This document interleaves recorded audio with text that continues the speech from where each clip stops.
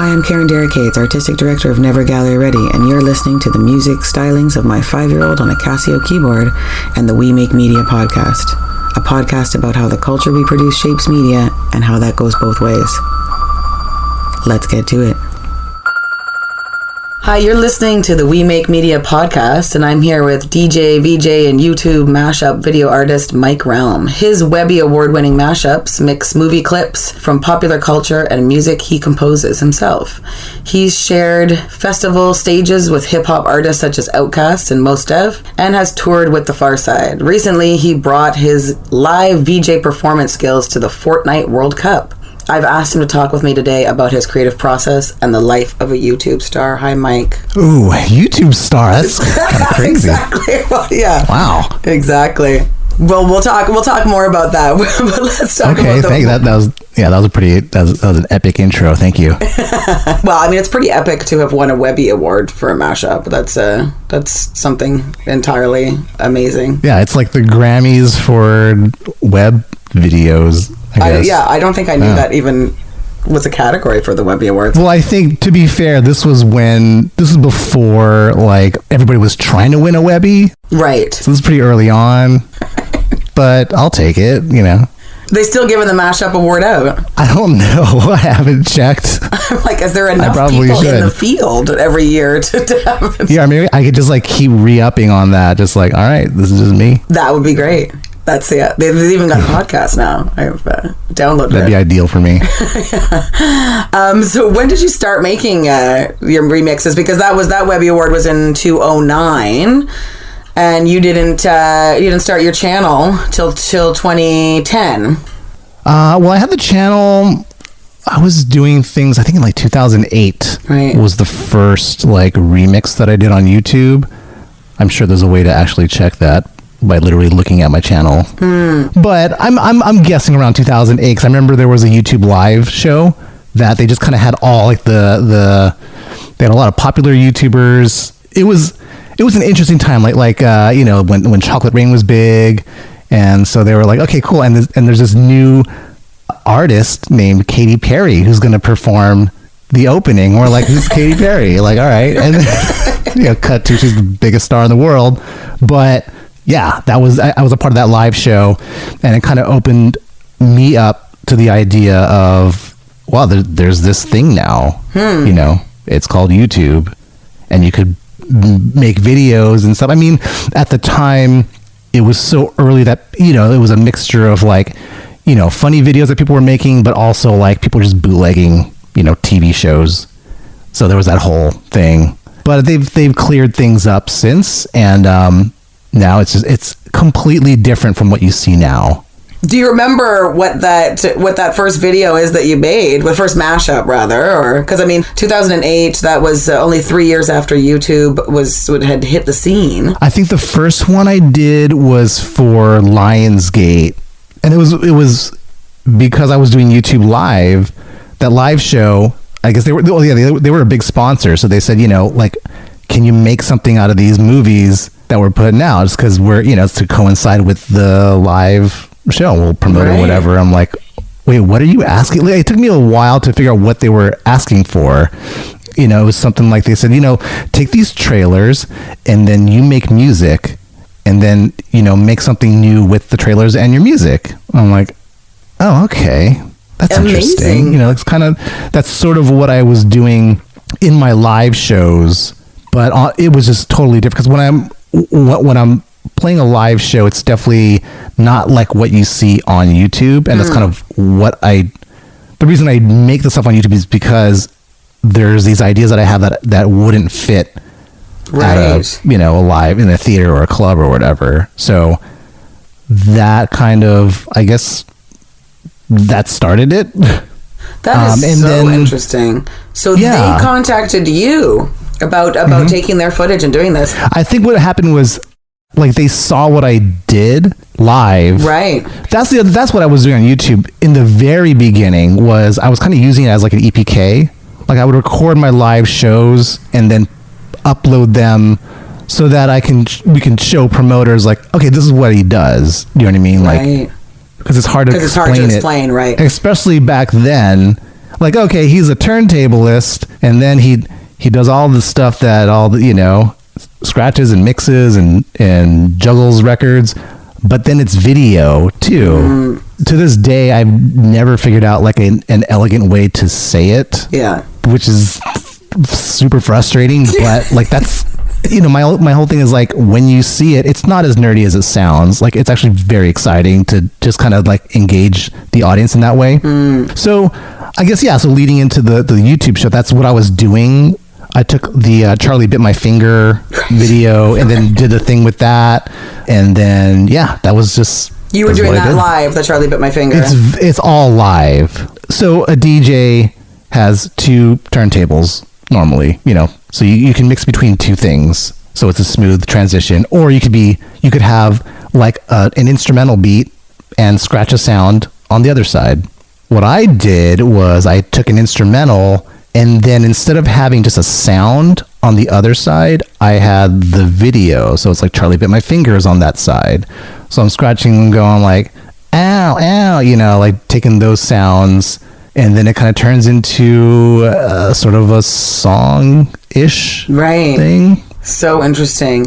Well, the answer is one of my biggest questions, which is just how do you get away with it? Like, how come I'm getting emails from George Lucas Productions about my activity online, and you're doing like Star Wars? Like, how? Like, but has that always been the relationship? Then they're coming to you and asking you to work with this footage? Because, oh, you mean the studios? Well, just, yeah, I mean, just for, you know, I mean, again, this is in 2008, right? It's just for some context again for the Gen Z listeners out there. Before we lived in this this current environment of subscription-based audio, video libraries, the only way you could get it, of course, was to go and actually point your camera at a screen in a theater or at a concert, and you could share it. Yeah. And you could share it in the shadows of the internet, right? And hope you didn't get sued by producers.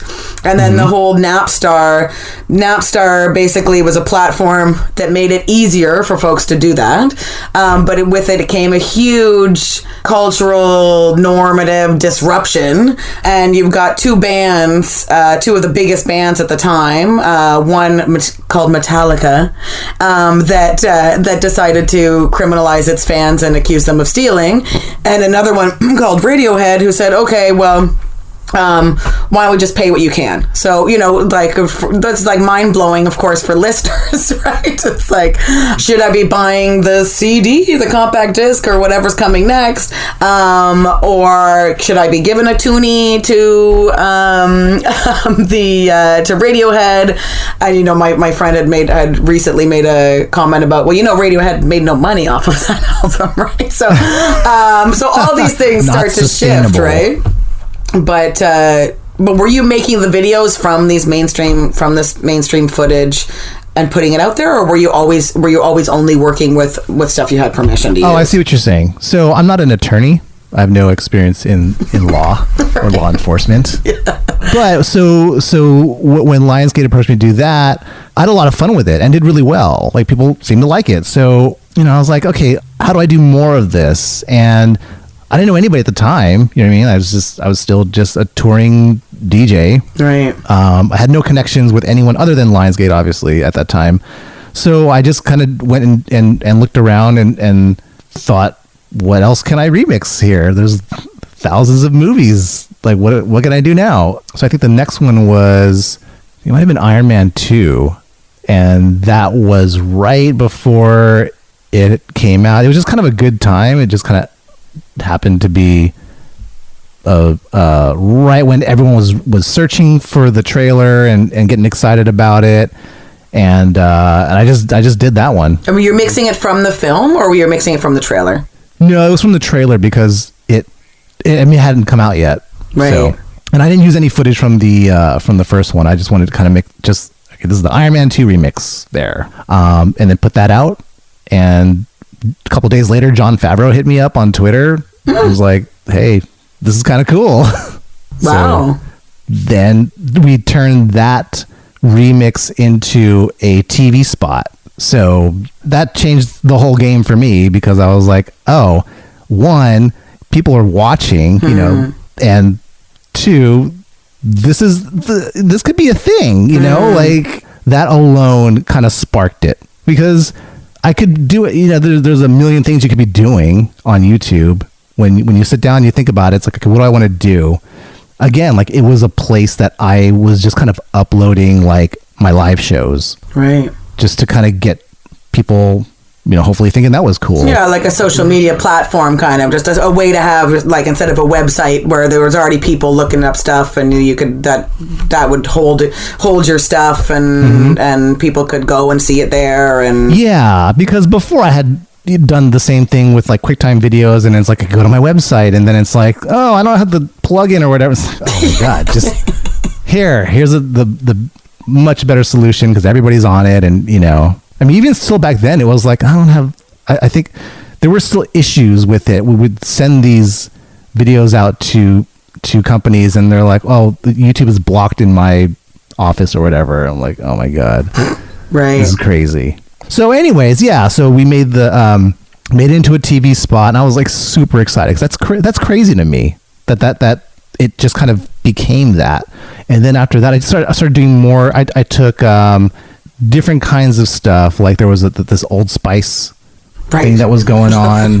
Took that and remixed it, and just like random stuff. And you do something for one, you know, studio or record label or whatever, then the other ones kind of pay attention. So I started doing more things with other studios and other brands, and you know, it just became a whole, you know, over the next 10 plus years, it's become like another career. Right. And the Old Spice people, I mean, I know that the audience loved the Old Spice is kind of a classic one, right? Yeah, I mean, it's kind of a mashup meme. You're drawn to, you know, kind of mainstream pop culture, right? Like stuff that everybody's talking about. Is that on purpose, or is that that's just you're also watching it and you want to play with it? Yeah, I mean, it's kind of both. I definitely am not the kind of person who's going to kind of ride a trend just for the sake of like, oh, it'll get so many views. Like, trust me, just hashtag Old Spice or whatever. I don't even know if that was. Yeah, I'm sure that was the hashtag, but like, there was something. But there was something going on that day or that couple of days where he was like responding to tweets in the video. It was genius. Right. So it became a trend, and I'm like, I was trying to get a response and stuff because I wanted him to say my name so I could use that in remixes like forever. Right. You know. Right. But he didn't do it, so I just thought like, all right, well, I'm sitting in front of my computer trying to get this guy's attention. I just ripped up, you know, a bunch of the videos that he was uploading, you know, every 10 minutes and threw that up, and then it kind of became a little side conversation. Cool. But yeah, from then on, I'm still very picky about the things that I work on or gravitate towards, because it's like there's so many, there's a new trend every day. There's a new thing. It's so hard to keep, especially because what I do takes kind of a long time. I mean, I think the Old Spice one I knocked out in like, you know, less than a day. Right. But like, that's pretty quick for me. Right. I definitely couldn't do that for the movies, or like I did a full Child's Play discography remix. There's no freaking way I can do that in like a week. Like that took a while. Yeah. You got to go through all the movies and kind of get the best pieces and just kind of sit with it and make it make sense and feel good about it. Especially because I do the music as well. You know, that takes that's a whole other thing. Which one comes first? I mean, well, the idea of it will come from the movie. You know, I'll see, you know, like whatever, Star Wars, like, of course I'm going to remix Star Wars at some point. So I'll, of course, watch the movie and sort of stew around in my head, like, what would this sound like? What do I want to bring to this that is not just taking the theme song and then making a montage? Because I mean, you could do that. You know, I'm not judging, but like, that's not my thing. I want to make sure that when you see this, you don't know how I did it off the bat. Do you know what I mean? Yeah, it's a different thing. New, because already I think when you think mashup, automatically it's like, okay, well, they just took a thing and then put on top of another thing. Right. Easy. Peanut butter and jelly. I could do that. Easy. So I'm already coming into it classic with that. about peanut butter and jelly. Yeah, But it is. I mean, it works. Yeah. Sometimes it works, but for me, I always have that little, I guess, that little critic in the back of my head that's like, nah, they can see through that. You know, it's like a magic trick almost. Like, nah, they could see through the seams on that one. Like, give them something more. Give them something that you can't just accidentally get. Like, everything's very kind of purposeful. Well, yeah, and there's a lot of stuff that's mashup, like that's under mashups in terms of video. Like your stuff reminds me more of again, this kind of like back to, this kind of Napstar time period of the mashup, like music mashups, right? In the sense of the like cold cut. Like really like unrecognizable, like using the sound as an instrument. It's a compilation. Although I did see one, there was one that was hot for like a couple days. It was LMFAO Party Rock. It was they did the little dance, and then somebody took that visual and then put Billy Joel's Uptown Girl on it, and it syncs perfectly because it's the same BPM. But like, kind of, I enjoyed it. It's like, okay, that's cool too. Like, it's just fun. It was hilarious just because the way their moves kind of happened, it just worked. Sometimes it's just like, okay, leave it. That interaction between those two things. You struck oil. There it is. Walk away. Yeah. Just walk away with the chef's kiss. Are you very difficult to watch a movie with? Like, are you like, whoa, I love the sound of that, like that kind of like the way that speech can sometimes sound like an instrument that you're like, I want to hear that all over. Good, scratch it. I want to play it again. No, but I'll catch it. Like if I'm watching a movie, like we'll hear it. I'm not even trying to hear it, and I'll hear it. You know what I mean? No doubt. I bet it must be difficult to watch movies. Yeah. Well, also because that comes from like when I was, I grew up a DJ looking for samples, like listening to songs for just the tiniest little like hey or yo or something just to scratch like really good, and I can identify it. So when I'm watching a movie, it actually is very much more about the audio when I'm finding samples, and the process is not different at all from when I would look for samples on an MPC, just kind of chopping things up and like kind of figuring out, okay, well, if I took this phrase, him saying, I am your father, and then looping that in a certain way, I can chop that and syncopate it and make it hit a beat. Right. I didn't use that obviously because it's the freaking most obvious one, but just for example, I mean, I've been doing that in my head for 20 years anyway, so it's just kind of natural. Right. Yeah, even Parasite, so the one that you did for Parasite, like I can imagine you must have already, like it's a lot faster. Yeah, I can imagine that you already know the tempo of it as opposed to, also as soon as she started singing the song, I was like, okay, well there's the hook. Obviously, that's just a gift. You know what I mean? Like, I'm not sure if I would have even approached it if she didn't sing the song. So sometimes you're doing it with permission and you're getting the footage from the producers, but often there's times you're not doing it with permission as well. So what does that look like? Yeah, sometimes you just got to do it. Mm-hmm. So how do you actually rip that? How do you actually record that and then and get high quality using Blu-ray? Yeah, I mean you have to, only because the process for me, it goes through so many different things that by the time it hits YouTube, the compression has brought it down so much. I mean, the average person probably wouldn't know or care, but I can see it. So, I want to get the highest quality possible to start with, because it goes from, I'll rip it, and then do you think your audience would be interested in this kind of stuff? Absolutely. Okay, Absolutely. so I'll take how do you actually do this? Absolutely, yeah. Oh, okay. I could talk about that all day. Mm-hmm. So take the Blu-ray. Yeah. There's ripping software. Just you got to get it down to a file. Okay, what's the ripping software? MKV something. Okay, I'll find out. Put it in the show notes. Yeah. I'll send it to you. You get a physical copy of it, or you pay for a digital copy of the file on. I've never done it where I download it, but I'm sure you could. Actually, Or even just buy it, right? Because you can buy stuff now from Apple and get the digital and put it on a USB right now, and yeah. But you need the file, is what I'm saying. Like, you can't just stream it. You can't just go on Netflix and like stream it to the thing and then it's on Premiere or whatever. So you're not screen grabbing it. You're not screen recording it. Oh no, that would be horrible. That would be awful. Yeah, because you'd be missing frames and whatnot. And for me, it's all about like every frame is so important because I'm basically editing an edit. You know, I don't have the raw footage. I don't have the alternate takes.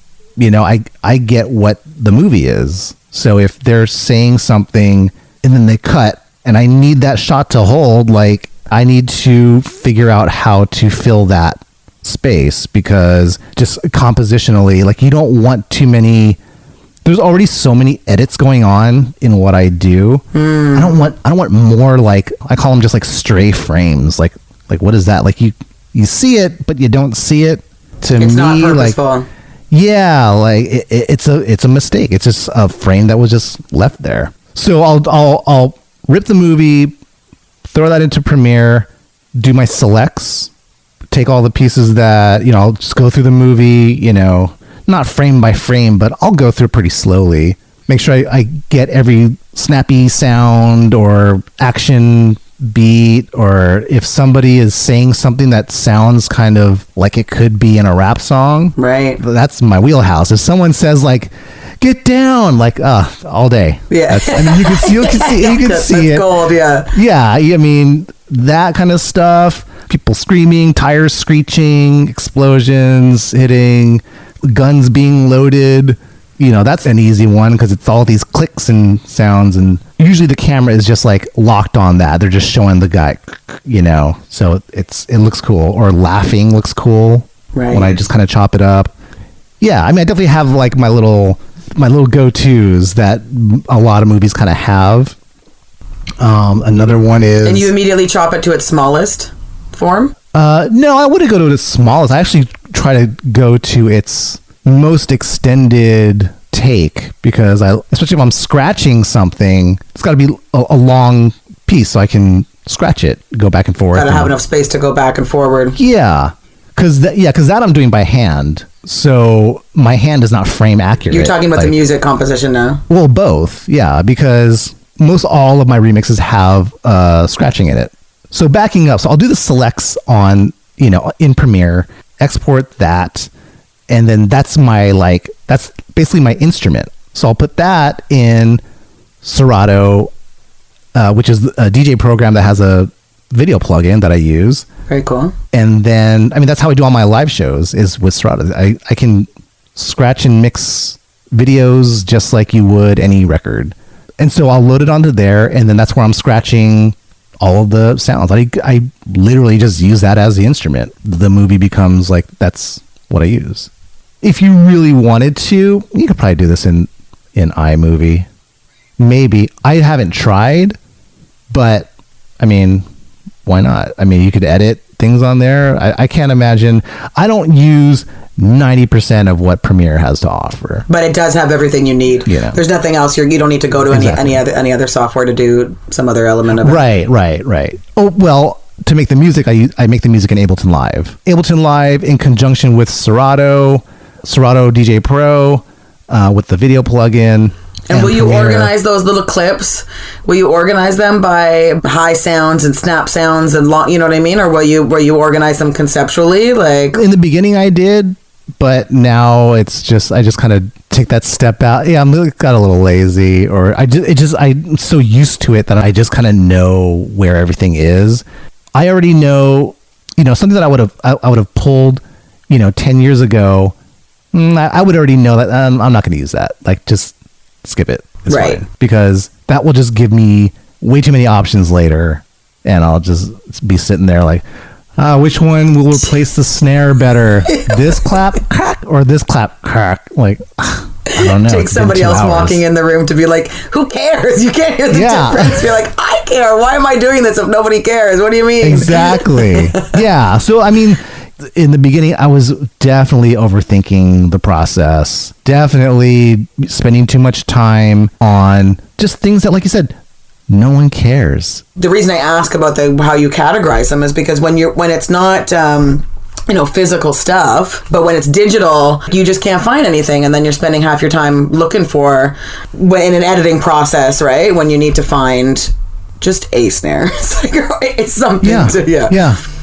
That's all I need. Yeah. Like, it needs to just get the point across that it is a snare. Cool. Yeah, Don't ever think you could use the one you didn't use for the next thing. Like, don't worry about it. It's still there. It's fun. Well, also, like, with my live shows, like, a lot of times I'll go in and then it's a show and the promoter curator is like, okay, so like we want like a 10-minute intro and here's the theme and this and that. Then I spend a month building that. And then you get there and everyone's just like drunk. And you just want to party. Yeah. I'm like, all right, what was that all for? No one knows what the theme is. Like, they don't care. They don't care. No, especially in an experiential, like in that moment, right? What they care is, the energy and watching you do what you do, I imagine, people are just in awe of all of those things, but they don't necessarily, there's nobody at that standing by the bar going, what a well-curated theme for that first 10 minutes. That intro was out of sight curation. Yeah, like I have intros that work, like that are tried and true and tested. Like, why would you want me to come in cold on this new thing that one person has thought of who's never done a show before? Yeah, that is also such a profound point, I think, about any artistic process. There's a great documentary that Seinfeld did called The Comedian. Oh, I just talked about I know what you're going to say. Right. And I just referenced that to a friend of mine who was like, struggling with like, man, I just want to like do something new in the beginning. But go ahead. No, totally. Well, just you can improv the best and create something new in that moment the best when you have that thing that and it's such a great gauge. Like, he talks about it in terms of the joke, like, why would you he decides to write all new jokes and people are like, you're insane, but also the way that you can tell the temperature of a room with a joke that you've always had, or for me a spiel that I always do in a classroom, but it works because I get to know immediately like who laughs and who's in the, I'm like, oh, okay, and I get to know just the nature of that group, and then you can do all kinds of things. But those things are gold and they're important, and often maybe a curator or a grant jury or whoever's making the decisions and wants something new and innovative, and nobody's we want the newest latest thing, doesn't realize that's just so much more of a chance for us all to fall flat on our faces and have it not go as inspiring. It's actually more inspiring. But like I saw that documentary before I started really traveling and touring. I'm so glad I did, because a lot of people assume going into it, especially early on in your career, you're like, oh, okay, I need to like make something new. Every audience needs to get something new, like it's an experience. It's like, wait a second, hold on, first of all, you're playing for like 1,000 people. Like, no, they're not going to be there the next show. You're not Fish. They're not traveling with you. So I never started a set with a new thing, with a brand new thing. Like, of course you have to test things, and it's like I feel like DJing is very much like stand-up comedy. Like you're kind of auditioning your little bits. Again, like Seinfeld said, the intro is so important. That is so important, because a lot of times, I'm not Jay-Z. Everyone knows who he is. Like, I go into a show, I got to understand, at least 70-75% of people are not going to know who I am.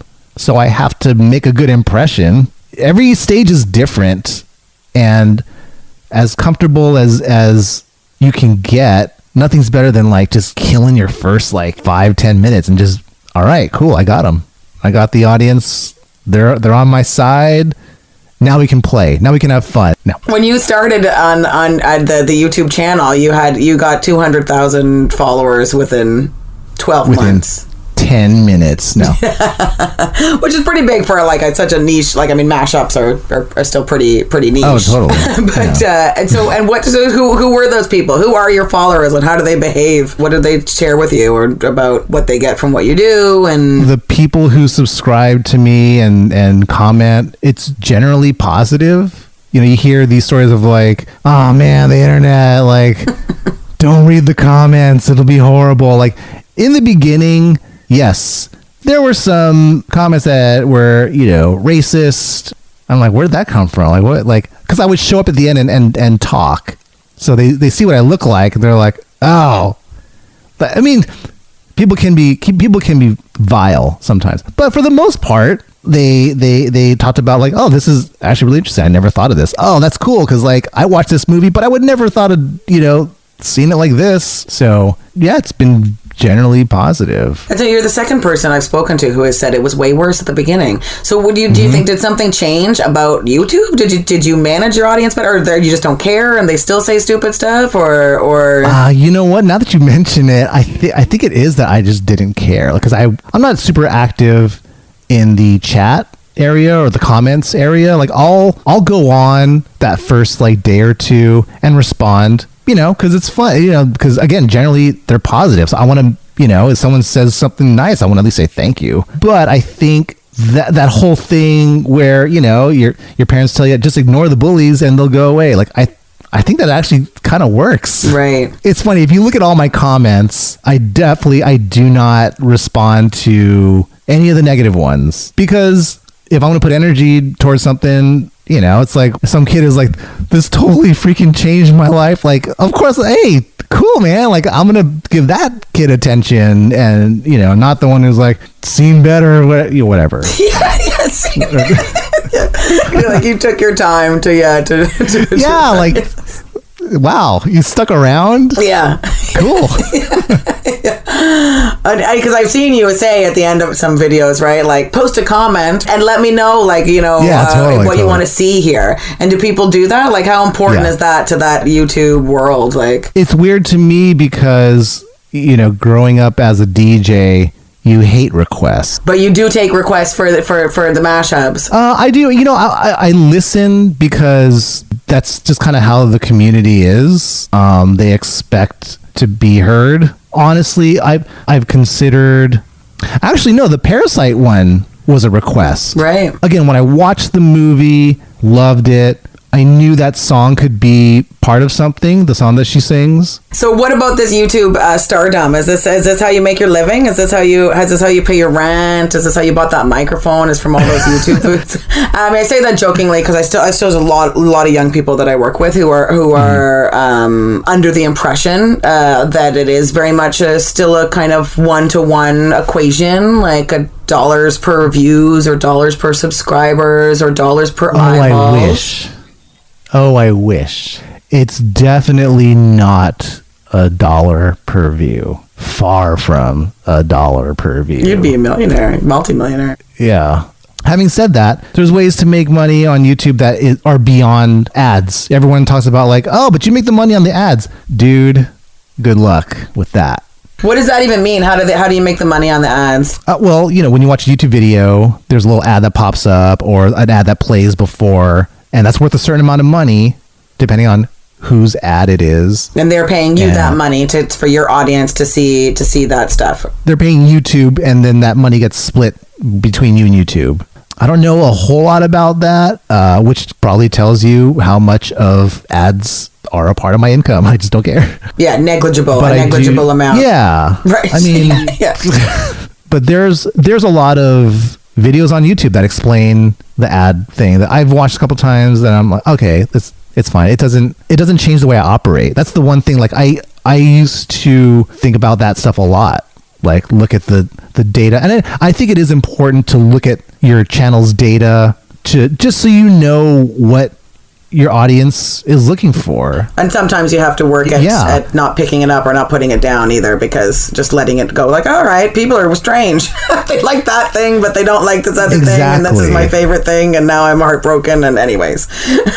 Oh, it's always your favorite thing that gets the least amount of views too. Always. But when you have a YouTube channel, you have access to all this data of your videos, whether it's like the demographics, the male, female, age range, countries, all the way down to the most interesting one to me is it shows you your video timeline and like where people kind of stop watching. Right, like how long they watch the video for. Yeah, so you know if you're doing things that sort of have I would say like a template, like, you know, you have your timing, like especially if you're doing a vlog, say, like, you know, you start it, you have your intro, you talk about your first topic, talk about your second topic, then you have a demonstration or whatever, then you're out. If they stop watching after the third segment every single time, like, you don't have to do your fourth segment probably. Yeah. You know, like just for you can do whatever you want because nobody's watching and maybe it'll make a difference. Yeah. That taught me that I didn't need to show up and talk at the end of my videos as much because a lot of people were just, all right, as soon as that guy shows up, I'm out, you know. Right. I used to feel like I had to do that because that's what everyone was doing. But ever since I saw the data, it's like, oh, maybe I don't. Right. Save that time. Yeah. And it helps you kind of just navigate. YouTube, especially now, is so vast. There is so much on there. It's totally different from when I started, even, you know, in the late 2000s to like the early 2010s. It's so different. In terms of just finding stuff where you had to like, or just the amount of good stuff versus the amount of stuff that was on there. Stuff, or I mean, I'm talking about just navigating as a creator, because before it was, okay, just do your best to follow the trends. Everyone was chasing trends. Oh, Super Bowl's coming up. Do a Super Bowl video. Oh, Valentine's Day's coming up. Do a Valentine's Day. And people still do that, but you have to kind of decide if you're that kind of artist. Like, do you want to do it for the views? Then there's easier ways to do that than the way I'm doing it, which is you gotta make the music, you gotta watch the movie, you gotta rip the movie. It takes a day just to get ready to actually make the thing. And then how long does it take to make the thing usually? It really depends. If it's just one single movie, maybe a week and a half. Right. You know, maybe 2 weeks. I did the entire Harry Potter, not even trilogy, whatever that you call that, discography. It took me like close to a month just because the sheer volume of things I had to go through. It was a lot of fun though. Yeah, well, yeah, but it's interesting. I mean, because I'm always talking about with young people, again, the work outside of the work that you have to do to get the work. Yeah. I mean, this is one of the reasons why artists have such high fees, because it's like, it's back pay. So how do artists deal with that? So what do? You do something with that data? Do you parlay that data and go to someone else and say, hey, this is how many people will just do anything I want them to know? I mean, this is how many people who are loving what I'm doing. You know, how do you do it? I'm pretty lucky in the fact that, going back to what you said in the beginning, is like, there's just not that many people doing this. So luckily, I'm, you know, one of the names that comes up when studios are looking for that kind of thing. And luckily, they're looking for that kind of thing pretty often. So I've never had to go out and pitch my services. But having said that, I believe that the things that I put out before are sort of the pitch. And then with all the views, you know, that's the data that they need. Like, okay, well, it will do this. So yeah, I'll just have them do that. Like back in the day when we sold CDs, that was what supplemented your touring and kind of made it super worth it. When I'm on stage, that is basically the demo for the CD that they buy at the table in the back. But, you know, people don't buy CDs anymore. Right. So yeah. So now they just watch YouTube videos for free, and it's all good. Right. Well, yeah, and I noticed too that you said Patreon, and one of them you talk about Patreon, and Patreon I find really interesting. Just kind of back again to this Radiohead Metallica situation. It's a pay what you can, right? Like it's a crowdfunding kind of model for folks who can, you know, do you want to pitch in? Like, you've been getting this stuff for free. This is good stuff. You love this stuff. What's your experience of Patreon in terms of just the who uses it, who pays, what the culture of it, whether it... I mean, it works. I'm far too inconsistent to do that, I realized. So I just stopped doing it, because the artists who are successful on Patreon are very consistent. Right. It's, you know, a monthly thing or a bi-weekly thing or a weekly thing. I'll go sometimes, you know, 4 or 5 months without uploading to YouTube because I'm doing something else. Sometimes that's a good thing. Sometimes it's a bad thing. You know, if I'm trying to focus on being a YouTuber, that's not a good thing. You know, it's all about consistency. Yeah, I would say it's probably a good thing for life, though, right? But I mean, in general, well, I mean, it's not that it's a bad thing if you're disciplined or decided about your online presence or whatever. But I do think there's almost this gamification of the arts that comes from it, and a pressure of every day. I mean, that is stressing people out. That stresses people out of all ages. I mean, I know a lot of people who just simply got burned out because they're doing I'm going to upload every day. And so all of a sudden, that's your day, then that's your week, then that's your month, then that's your life. Like, when's your break? When do you not do this? Yeah, when do you get the ideas for the stuff that tough. you're posting? I mean, I see people post, though, every day on Instagram animations that I'm like, I don't understand. Do they make them... Do they have like sub animators? You know what I mean? Like, who are doing this, and then, or do they do them all on the weekend, on long weekends? I don't really wrap my head around. I think there's a lot of that going on too. That's one of the poisons, I think, of social media, is you're just looking at other people's highlight reel. I mean, you've heard this a million times, but even knowing that, it's so hard to kind of keep your mind in that mode of, okay, don't feel anything about this. Like, even though you're seeing everyone's amazing things every day, and oh, guess what? In the last hour, you didn't do anything because you've been looking at all this stuff. That's hard. You're definitely not. You know what I mean? Today. That's hard. Yeah, because you're like, oh, I can't hang with this. This is too crazy. So, well, maybe tomorrow. Sometimes you just gotta just do your thing, and I think that's what's helped keep me sane, is having the platform to just do, you know, on YouTube, I don't feel like I have to censor whatever I'm doing. I could do whatever I want. And luckily what I want is what they want too. Like, I'm not doing some weird stuff. It's helped me just kind of love it, you know, because that's the other thing, is this stuff takes so long that if you don't love it, like, don't even start. Trust me. It's not worth it. It is not worth it. YouTube for me has been the only one that kind of fits for whatever reason. Maybe it's just because I was on it so early and I just kind of got used to it. I kind of settled in, and you know, there's so many different changes that happen on the platform with the audience or whatever, but it's always been a place where I never felt like, now this is happening, I gotta do it this way now. Like, okay, just do your thing. Right, you didn't feel pushed around by the new algorithm, or some new decision that the platform made that therefore changed your process or affected your process in some way that didn't make it fun anymore. Totally. And believe me, like going from, there was a time where it was just automatically I would get 300,000 views easily. Day one, no problem. Right. It's not like that anymore. And for a lot of people, that just kind of pushed them off the platform altogether. Understandably, that's tough. I mean, everyone took a hit. There was several, you know, key moments in the last 10 years of YouTube that it was just like, wow, this really affected, you know, certain channels. You know, if you're not Jimmy Kimmel or Jimmy Fallon, like, good luck.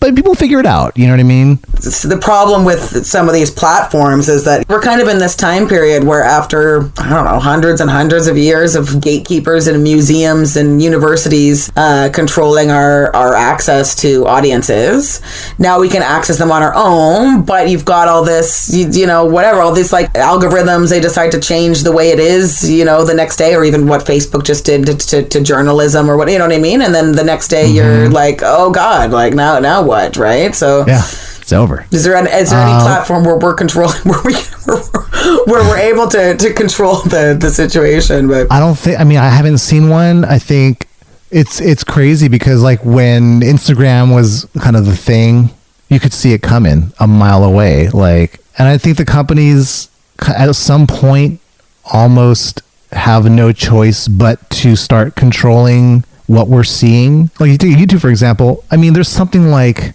I don't know what the stat is now, but I've heard numbers of like 60,000 hours per minute being uploaded.